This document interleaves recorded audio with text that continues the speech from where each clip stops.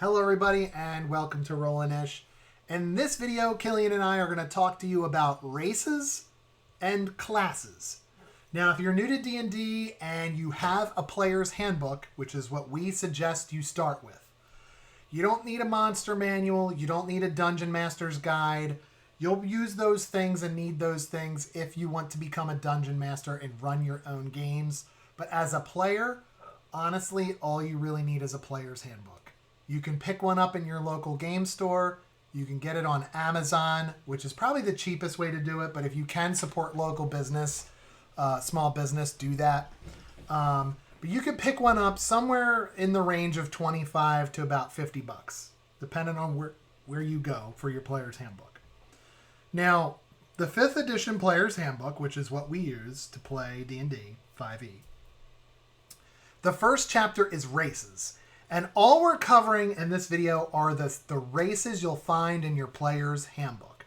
Now, other books are going to give you more options, right? If you have Monsters of the Multiverse book, you're going to get 30 more race options that you can use when building your character. Okay, that's just an example.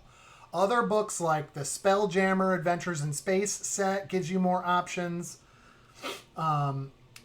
The Wild Beyond the Witchlight adventure campaign gives you the Herongon and Fairy options.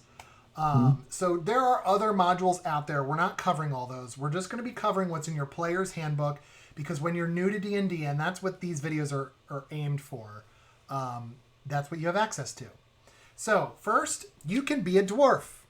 And dwarves... and we're looking at a digital version of the player's handbook on D&D Beyond. Dwarves are short and stout. At max, they're going to be 5 foot tall, but usually they're shorter than that. Their skin colors can range from deep brown to a paler hue tinged with red, but most common shades are light brown or deep tan, like earth tones. Okay? That's just an example. I'm not going to read through all these. But female dwarves are known to have beards. That is not an uncommon thing, okay? They can live more than 400 years old. So they could be 100 years old and still look young, okay? They stick to clans and kingdoms. They are a very tight-knit group amongst themselves. These are just suggestions listed in here for your role-playing. There are name suggestions listed in here for your male or female dwarf. Maybe you're non-binary. You can choose whichever suits you best. And then you can have your clan name, which is like your surname, your last name. Where race really comes into effect is when you're building your character, is the certain things that come along with each race. So dwarves automatically get a 2-point bonus to their constitution. So if you're choosing your abilities using the standard array, which we cover in our create a character video, or maybe you're rolling your abilities, you automatically increase your constitution by 2 starting at character build, because your dwarf is known for being hardy. Okay? They can take a hit. You can determine the age. Their size somewhere between 4 and 5 feet tall. Their speed is only 25 feet. 30 is mostly the standard for most races, but makes sense because you got little legs. Dark vision allows you to see in the dark without a light source.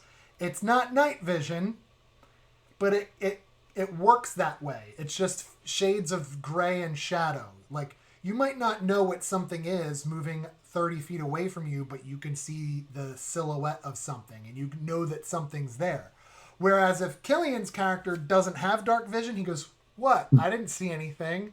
And I'm like, "There's something moving over there." That's what dark vision can do. Okay?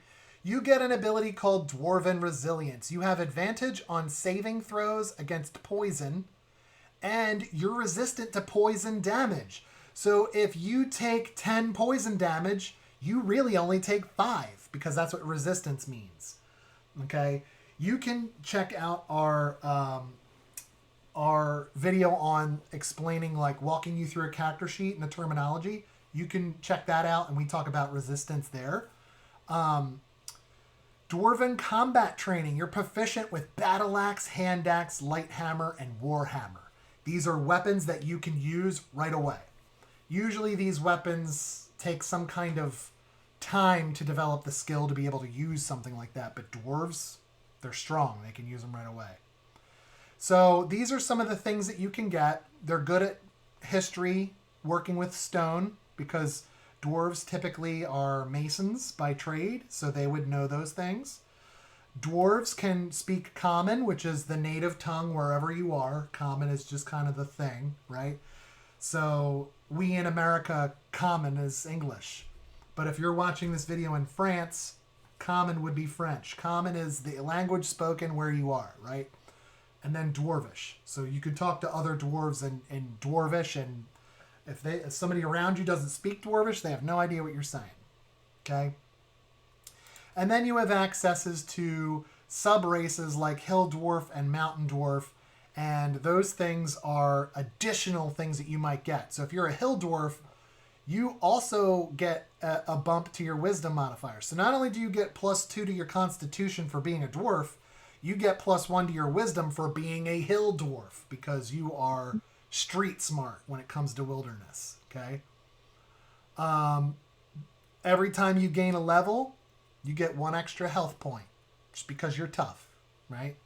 Mountain dwarves, your strength increases by 2.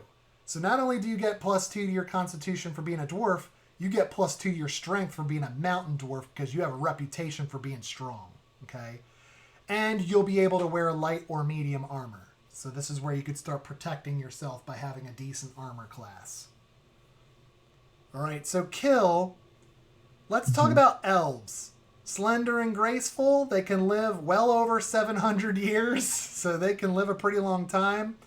They are good at hiding in just almost plain sight, like being lightly obscured, meaning like there's some fog over there. Okay, well, there also might be an elf hiding because they can hide like that. Again, you have some cool elvish names for your male, female, non-binary, or family names. But traits. Kill, let's talk about traits. Can you rattle off the traits for the elf? Yeah. So elves are usually dexterous and slender and tall, like he said. So their dexterity score is increased by 2, like for a racial trait. Like he said earlier, elves live from the age 100 and can live all the way up to 750 years old, which is a lot. Uh, um, they usually range from 5 to 6 feet tall, maybe more than 6 feet, usually having a more slender build. Their base walking speed is 30. They have dark vision, unlike other races. They have proficiency in perception. They have advantage on saving throws against being charmed and cannot be put to sleep by magic due to them being from the Fae. Yeah.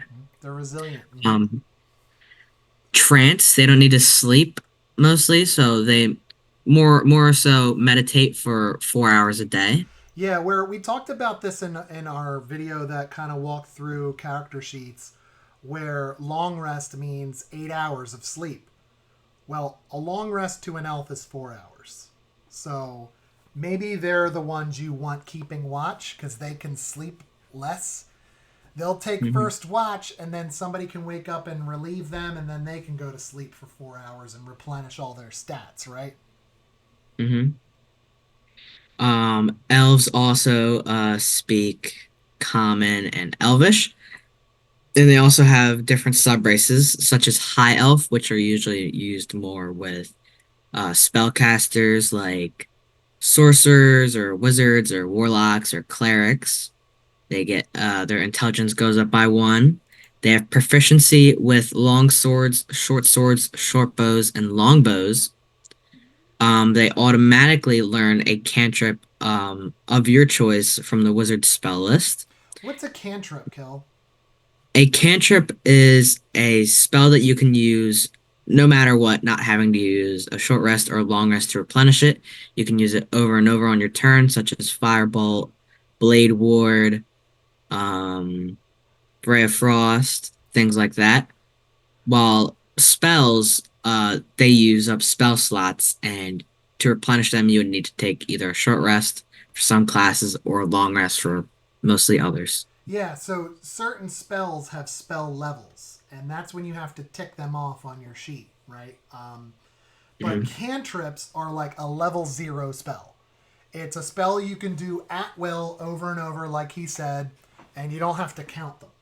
But once you start getting level 1 spells and start moving up the scale, you have to track how many you've used. So elves, no matter what class you use, get a cantrip from the wizard spell list, and because they're just magical by nature. So even if you're playing something like a barbarian who doesn't cast spells, if you're an elf barbarian, you at least get a cantrip, which is pretty cool.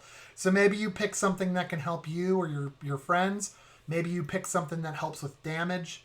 You can select it from the wizard spell list. And your spells are all in the back of your player's handbook, and they're broken down by class. So if you go to the spells chapter and go to wizard, you can see that they start with cantrips. That's what you would pick from, and you can see what they all do when playing an elf. What about Hmm. they get an extra language too. That's pretty cool. Yep.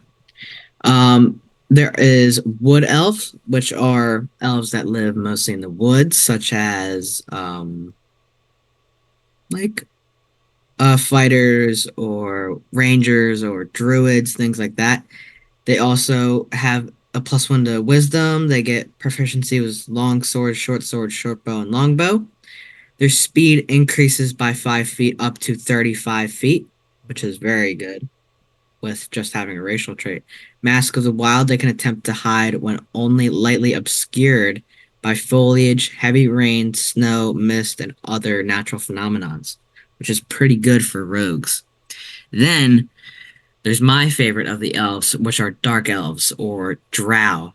And drow are elves that live in the Underdark, also known as like cities underground, and serve a evil god named Lolth, who is known as the Queen of Spiders. And she, like any other evil god would, wants to dominate the world and conquer uh, above the land. When you pick a drow, your charisma goes up by 1. You have superior dark vision and have a radius of 120 feet instead of 60 Whoa. because they're so used to living underground. But because they're so used to living underground, they have sunlight sensitivity and have disadvantage on attack rolls and perception checks that rely on sight when you, the target of your attacks, or whatever you are trying to perceive, is in direct sunlight. Yeah. So if they They get to the also gain. surface, that's not really their domain. So they're not as good strategically as they are in their home, which is underground. Mhm.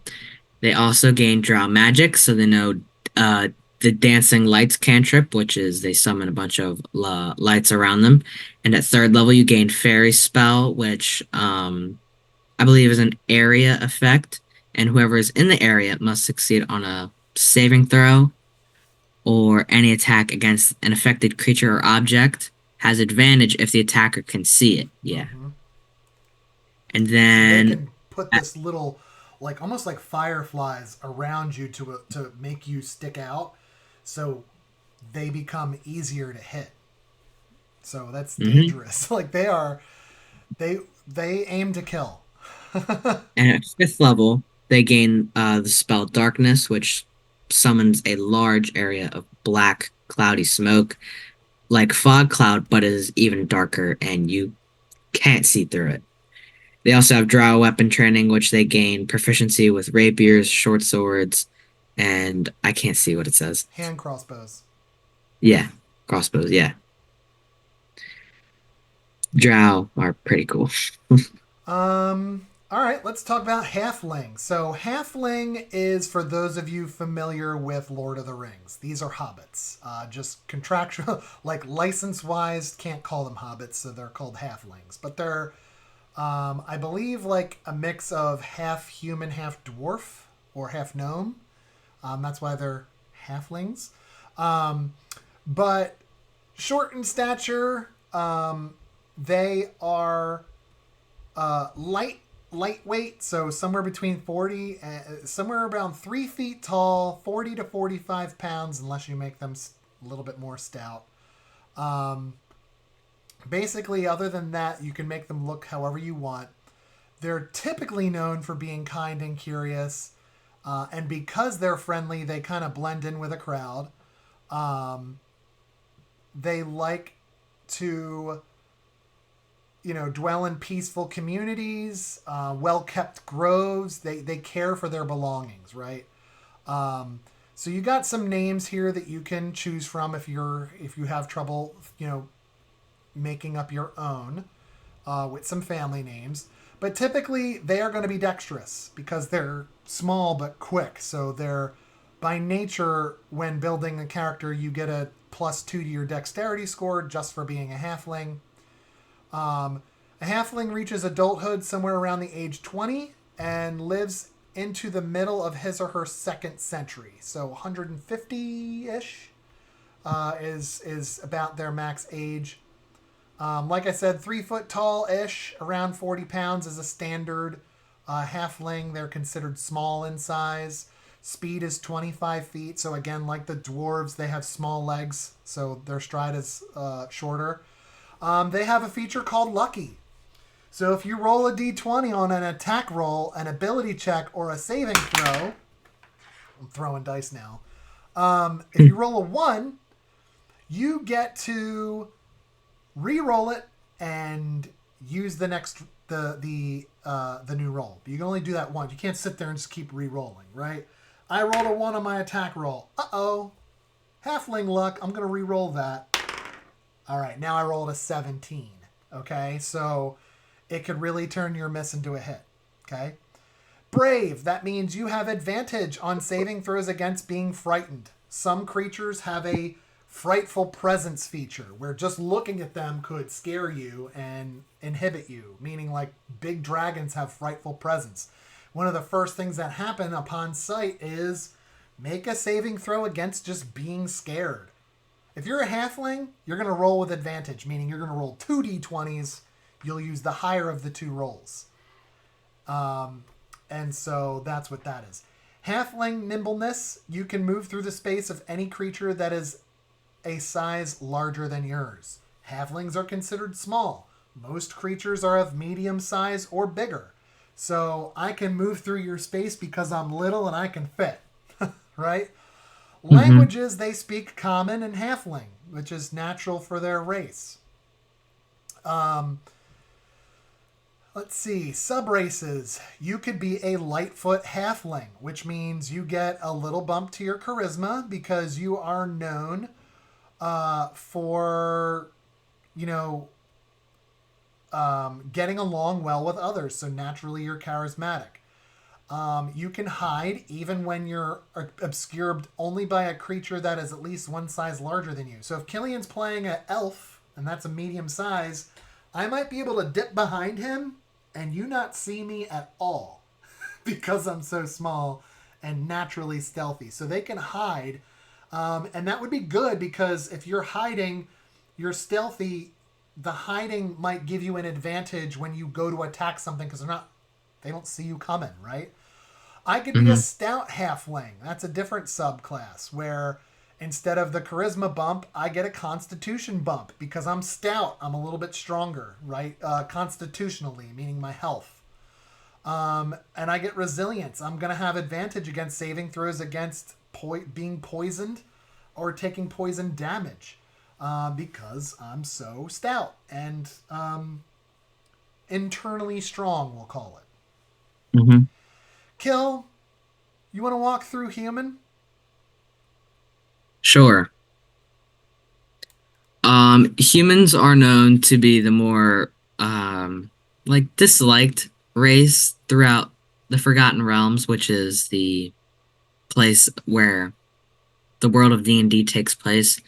They're known to be 5 to 6 feet tall, maybe a bit more. They usually weigh 125 to 250 pounds or more or less.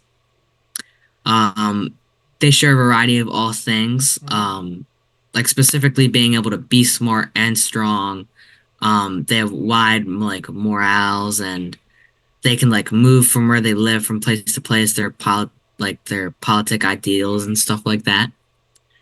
Um, they're very smart. Compared to like some of the other races, like orcs or goblins or kobolds. Mm-hmm. They're the most ambitious and daring race out of all the other races. And they're known to be everyone's second best friends to some races such as dwarves, elves, and halflings. Yeah, a lot of those Uh, races tend to stick to their own as you read their descriptions, but like other than sticking to their own, they each individually also get along with humans pretty well.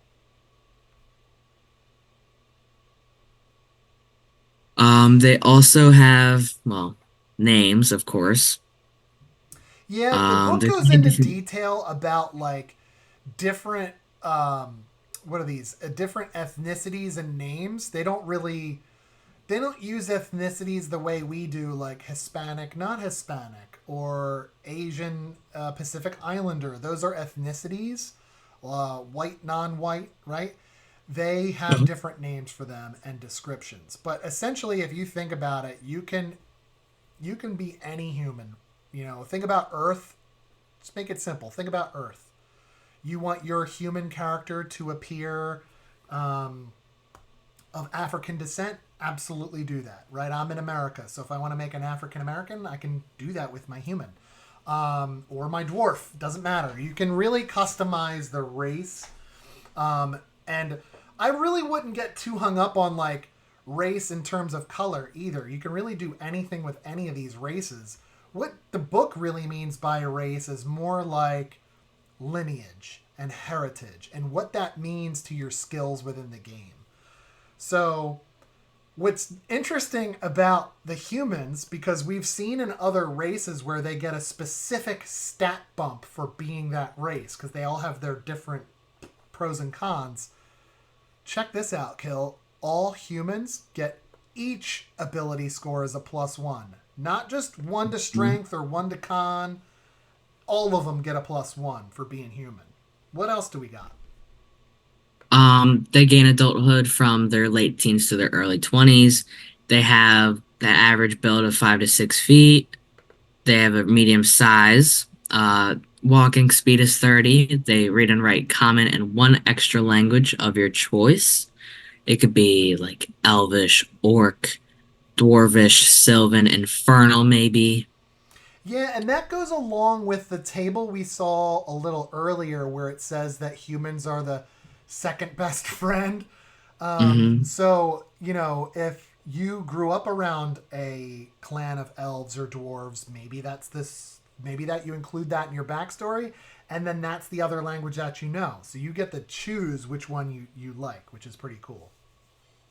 There are a variant, a human, which is like humans, they're still the same, but there's just a second type and they just get different traits. They get two different ability scores of your choice increased by one instead of every single one increased by one.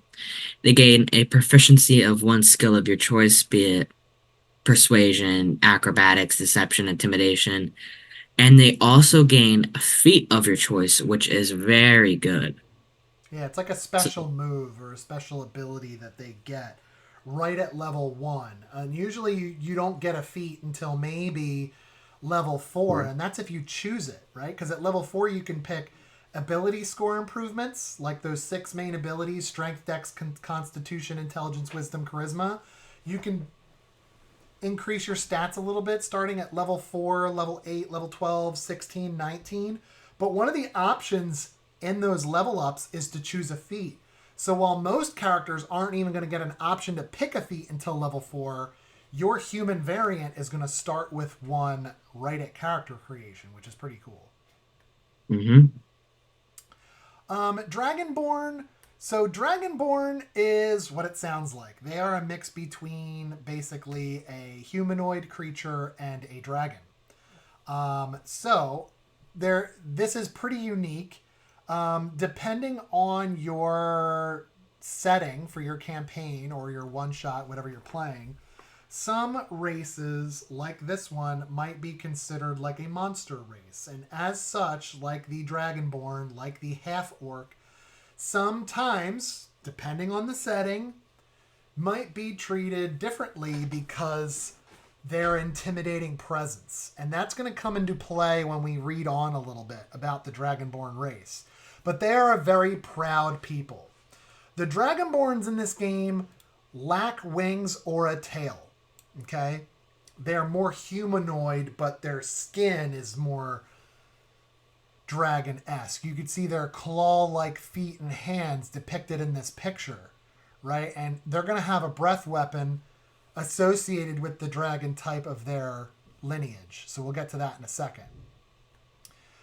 A lot of them work in clans. So you being a Dragonborn would know other Dragonborn. There are some lists of unique names that you can choose from, including your clan name. Dragonborns at character creation are going to get 2 different bumps. They get a bump in strength because they're Dragonborn and known to be strong based on their DNA. And they're naturally charismatic. Now, in my opinion, I like to justify their natural charisma based more on an intimidating presence than it might be like them being good talkers.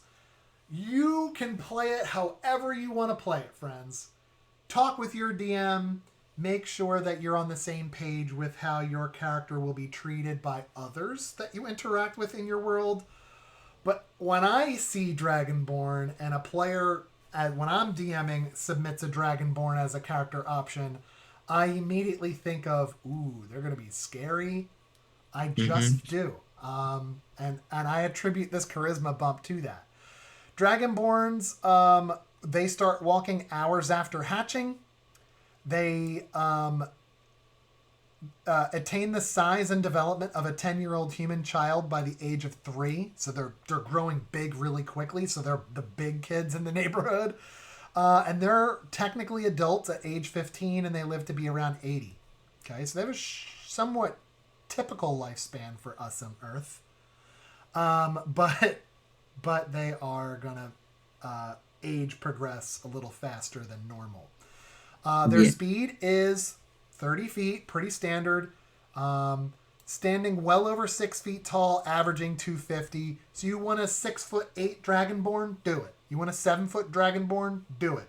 Anything bigger than that, I would consult your DM because now you're pushing large size, and the book says that you're medium. So you want to kind of stay under 7 feet, in my opinion, but talk to your DM.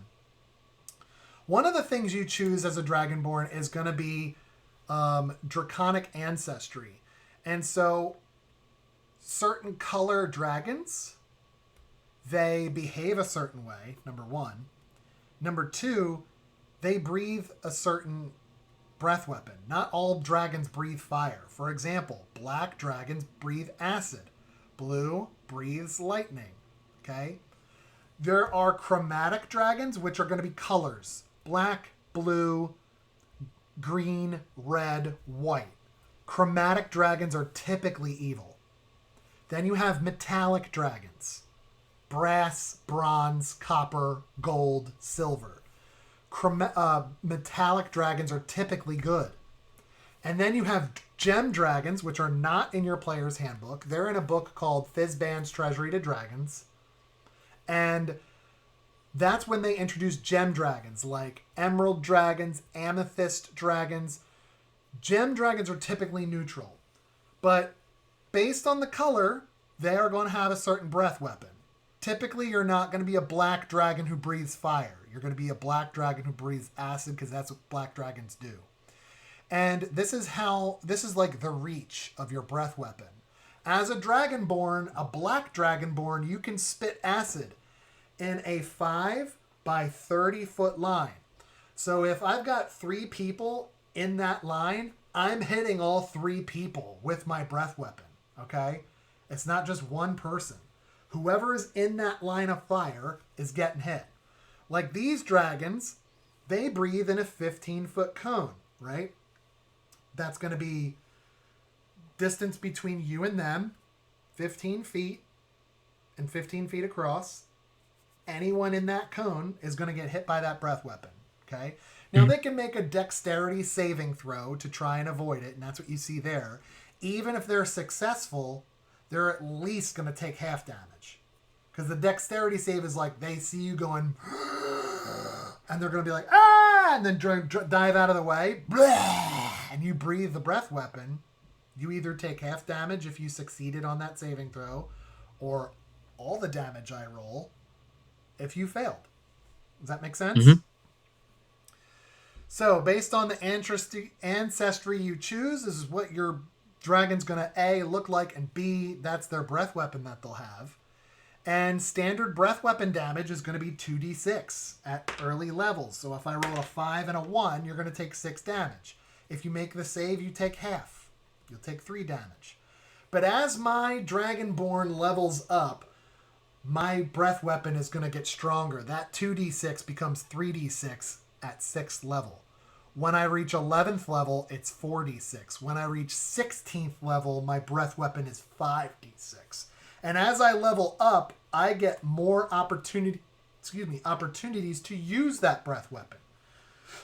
So instead of using it maybe once or twice, I might be able to use it 3 times, 4 times, 5 times, 6 times, right? Just depends. I can speak Common and Draconic, the language of dragons. Draconic is thought to be one of the oldest languages in the study of magic, and so it could be pretty common for those that study it. So if you have an option to choose a language, maybe you choose that one. That's going to bring us into gnomes. So another group of smalls, as I like to call them.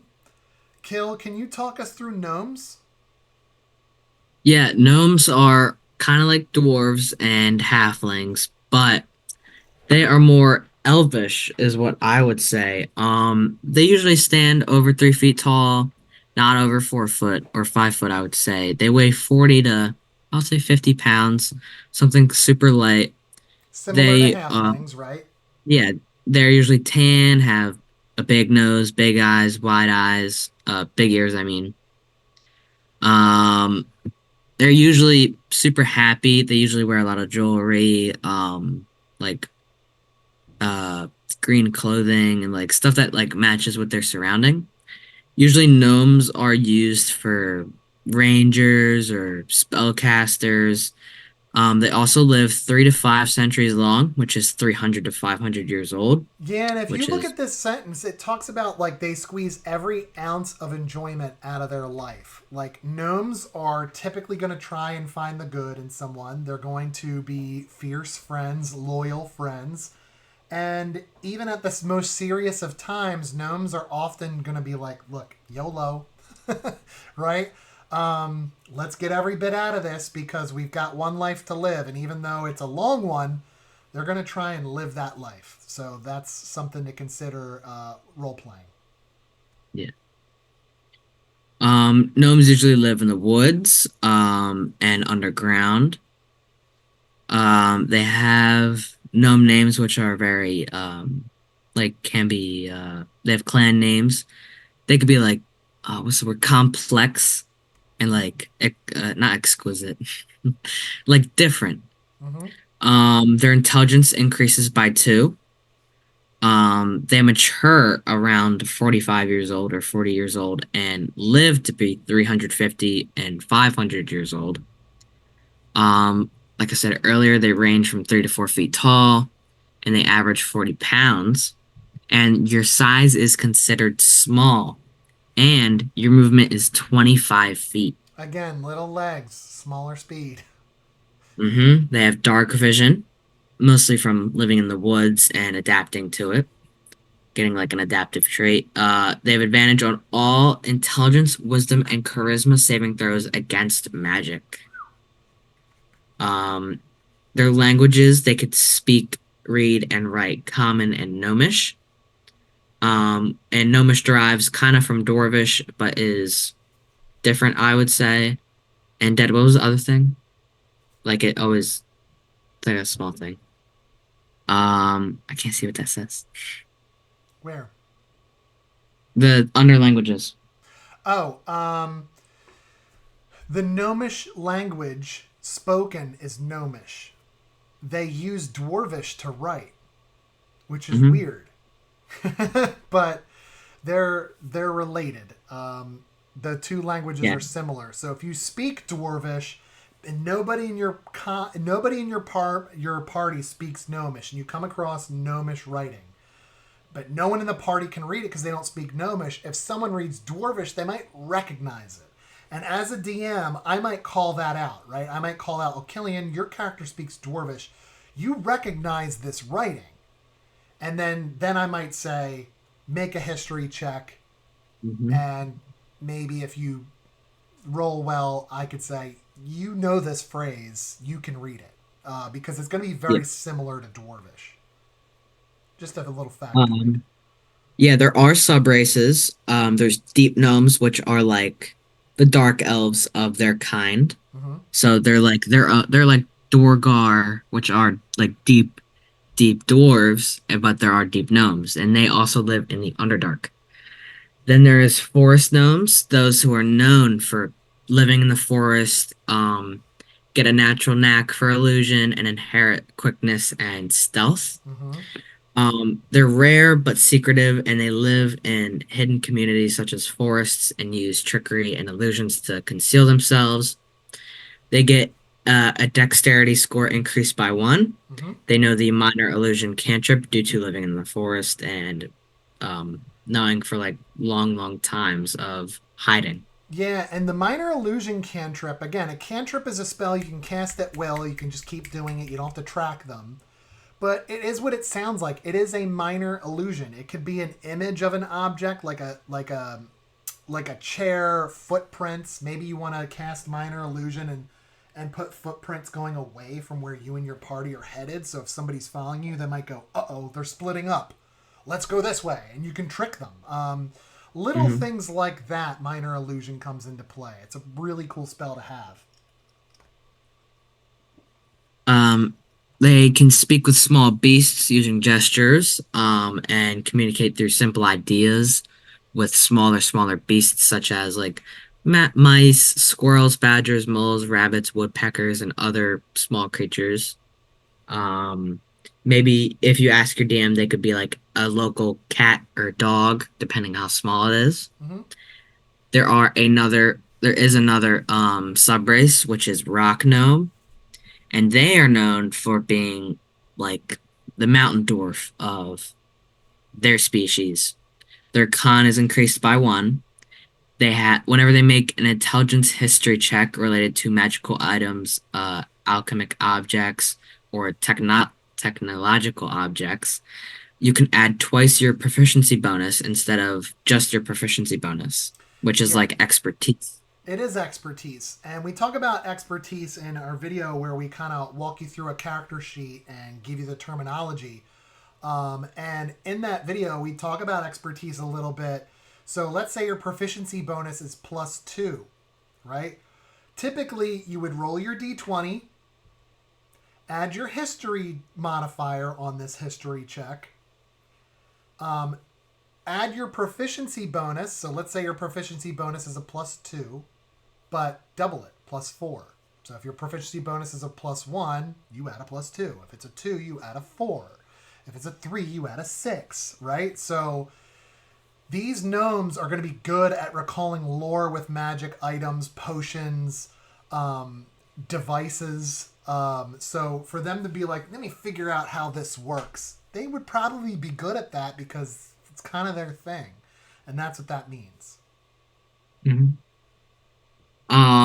They're tinkerers, so they have proficiency with the artisan's tools, also known as tinkerer's tools, and have the special ability to spend 1 hour and 10 gold worth of materials to construct a tiny clockwork device with an AC of 5 and HP of 1, but the device ceases to function after 24 hours, unless you can spend an hour to repair it. But what it's saying is that you can create a little clock for yourself. Um, but there can also be toys. such as the clockwork toy, which is made for an animal or a monster like a frog, mouse, bird, dragon, or soldier. And when it's placed on the ground, the toy can move 5 feet across the ground on each of your turns in a random direction, and it makes noises as appropriate to the creature it represents. So say you're sneaking around a guild's like base and you're trying to not get spotted and you see some guards walking towards you. You could turn on the clockwork toy and start sending it away from where you're going and have a dragon start roaring and they can possibly run towards that direction. Yeah, there's They can there's there's two other like different things that you can that are listed here as tinkers, Mhm. like the fire starter or music box. Those are just options. If you want to come up with something yourself, talk to your DM about it, and essentially the point of the tinkerer, right, and having these skills and these tools, is that you can create little things. Maybe you create something like this and go into a town and sell it for gold, right? Maybe you use it the way Killian described and use it as a distraction in a tense moment or situation. It could provide a distraction like that. Think of it like if you've ever seen the movie Goonies, Data has all these contraptions that he can use in that movie. He's a tinkerer, right?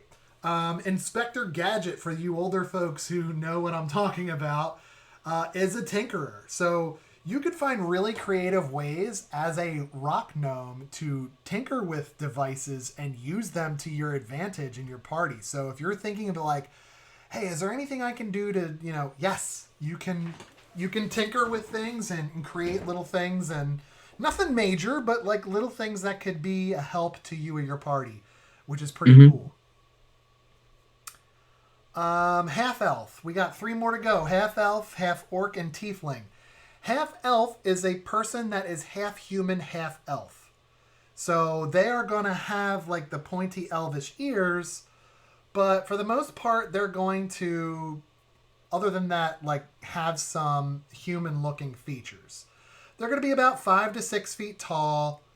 100 to 180 pounds is average. Um, um, they are diplomats and wanderers. So where elves might be known for an air of elegance, and humans are like a jack of all trades, your half elf kind of meets in the middle, right? They might be, a diplomat of sorts. They might be someone who travels a lot because of their elvish nature for exploration, things like that. There are some names listed here. You can use either the human or elvish name lists to name your half elf, because you could pick the whatever you want if you don't want to come up with something yourself.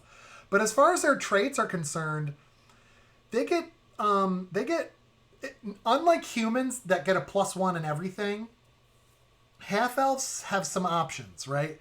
Your charisma goes up by 2, and you could choose 2 other abilities to increase by 1. So maybe if you want to do your charisma +2, obviously, maybe you want to do your dex +1 and maybe your intelligence +1, or your wisdom and intelligence, or your strength and your con. Like, you get to pick which 2 you can increase by 1 point. So they have a little bit more than elves, but less than humans because they're a mix of both.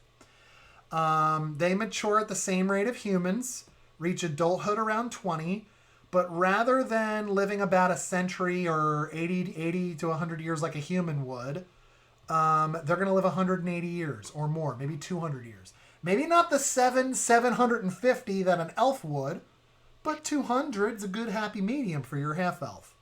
Their speed is pretty basic, 30 feet. They're a medium-sized creature, 5 to 6 feet tall. They're going to have, because of their elvish blood, they're going to have superior dark vision, and they'll be able to see in the dark up to 60 feet. Because of that elvish fey ancestry, same thing as an elf, they're going to have advantage against being charmed. Can't be magically put to sleep by like a sleep spell or a sleep potion. Skill versatility, kind of like humans being versatile. You get to pick 2 skills that you're proficient with. So all that big list of athletics, acrobatics, history, religion, that kind of stuff. You get to pick two of those skills to be proficient with, meaning you're better than normal. And in addition to speaking Common and Elvish, because you're Elvish heritage, you get to pick another language that you could be proficient with. So, based on your backstory, you've got some options to choose from. Killian, why don't you talk to us about half orcs? Half orcs are intimidating, like Dragonborn per se. They're not fully orc, but they resemble orcs. So they have like downwards pointed ears. They have like an underbite sort of with two large, like usually two large Tusks. yeah, tusks is the word. They're mostly strong all the time. They range from 5 to 7 feet tall, weighing usually 180 pounds to 250 pounds. I almost said 800 pounds. There are many different types of orcs. One of them is the Mark of Grumish, which is the Lord of War and Fury under orcs, and he's like the god of war technically for orcs themselves. Orcs gain an ability score increase with their strength going up by 2 and their constitution going up by 1. They mature around 14 years old and age a lot quicker, but rarely live longer than 75 years old. They have the size that humans do, but larger and bulkier, ranging from 5 to well over 6 feet tall. So you can make like a 6'5" and 6'4", and that would be normal for an orc. Their base walking speed is 30 feet. They have dark vision up to 60 feet. They are menacing due to their bulkier and tougher and scarier looks. So they have proficiency with intimidation. They have relentless endurance, which means when you are reduced to 0 hit points, you are not dead, but you drop to 1 hit point instead of 0.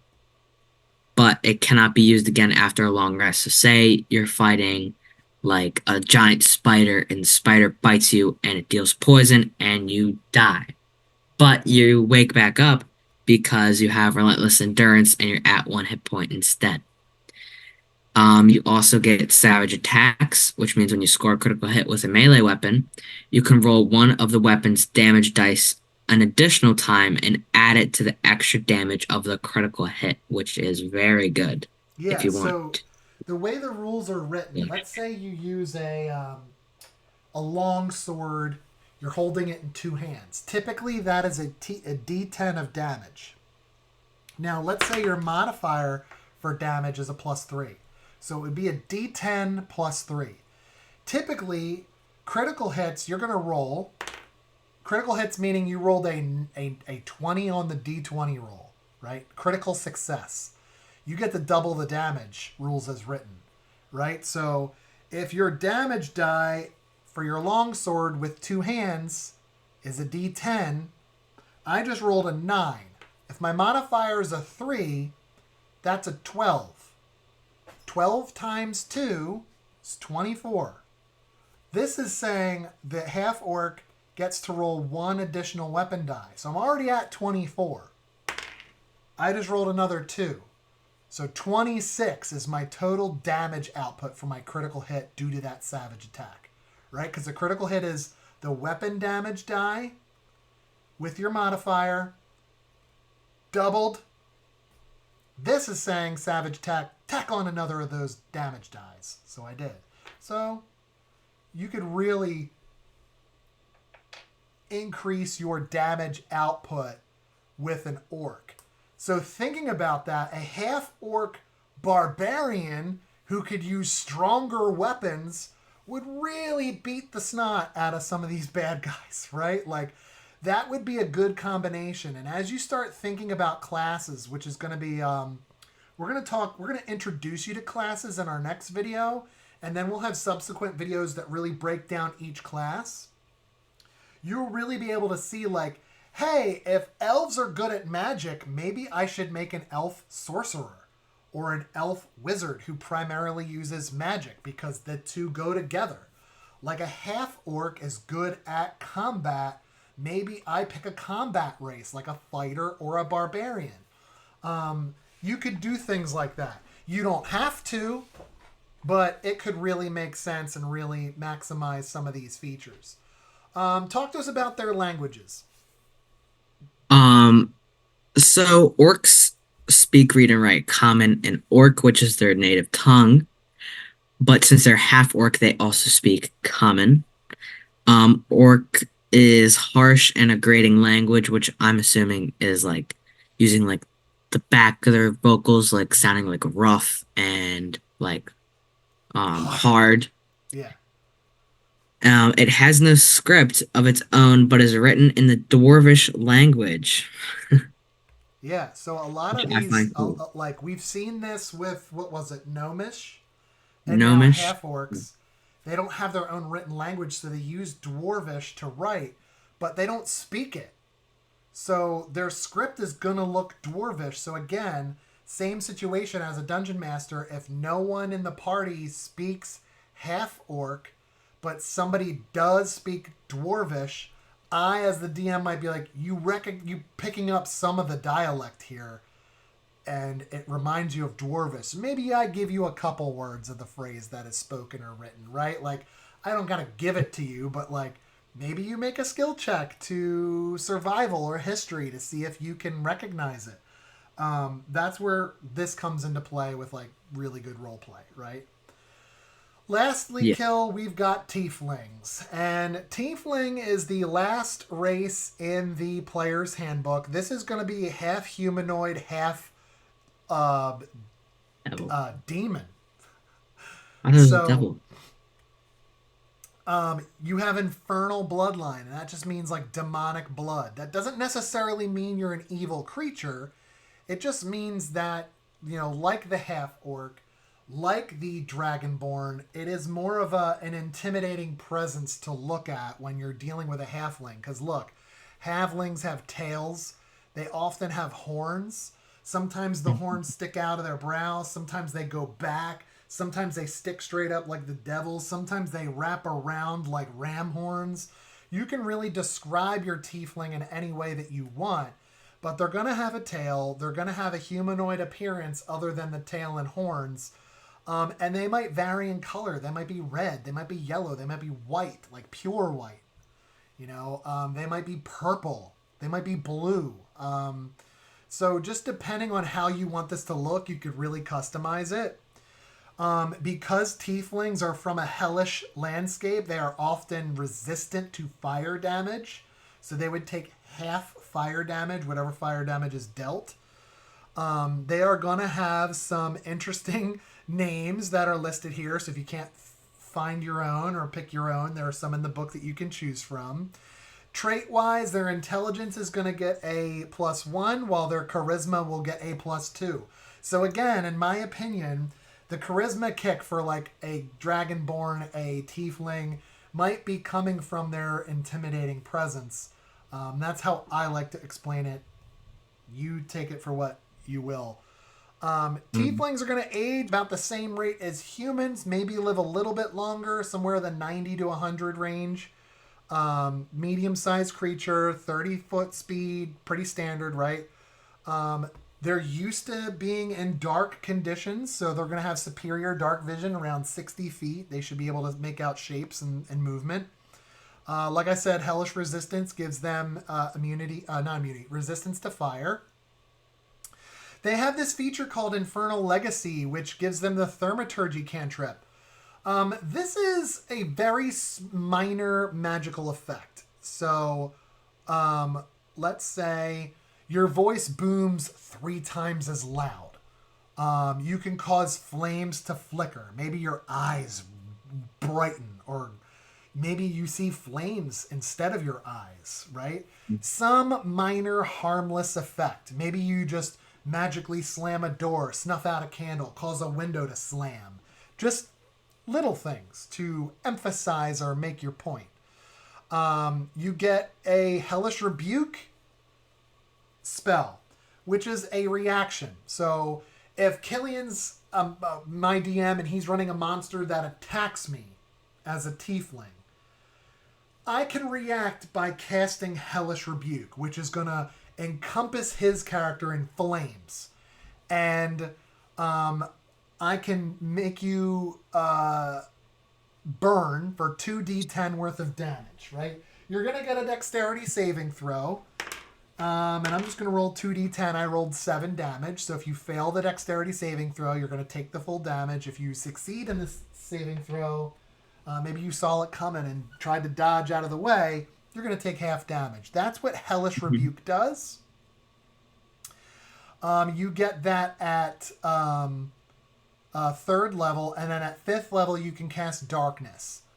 So kind of like the Drow, where Killian told you the room fills up with some dark, magical darkness and you can't see through it. That's what that is. You get that at 5th level. And they can speak Common and Infernal, which is like a demon language. So those are all your races in the player's handbook that you can choose from. So this is going to start getting the gears moving into what kind of character you want to build. The next video you should check out after this one is Intro to Classes, where we're just going to talk a little bit about what the classes are.